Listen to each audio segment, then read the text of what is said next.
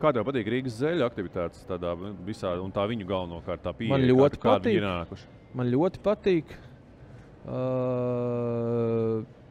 Edgars Buļs, kā teikt, mēs jau arī sen pazīstam, un plus arī traktorā futbolu spēlējam kopā. Ja, un gal galā Rozā ideja nāca no traktora komandas, ja, ka rozā krekli, mēs jau kādus vairākus gadus rozā kreklos spēlējam. Ja. Bet labi, tas tā jokam, protams, ka tur tas sakritība varbūt arī. Bet katrā ziņā viņš ir tas klubs spilgti pieteicis. Es, ja godīgi sakot, mazliet, ka Edgars man to pateica vasaras sākumā vai pat kaut kādā maijā. Ja? Nē, es nebiju skeptisks, es domāju, labi,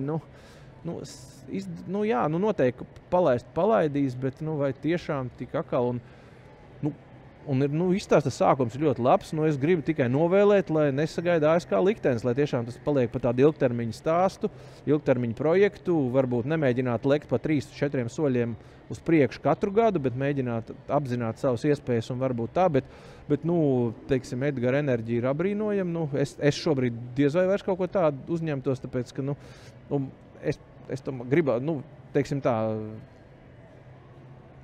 es tagad droši vien kritiski, nevis ka neuzņemtos, bet es noteikti mēģinātu kritiskāk izvērtēt šīs iespējas un varbūt, tādu deksmi otrais es vairs nespētu ieguldīt, teiksim, kā bija tad vai ne, bet, Edgaram tas ir izdevies, tur ir Arturs Šenkovs, kā teikt, un, ja, Malači, es tikai labi un tikai visu labāko, un kā teikt, VFam būs jāiesprings tagad, kā teikt, par Rīgu, ja, tā kā vismaz kaut kāda konkurence, tajā vietējā basketbolā.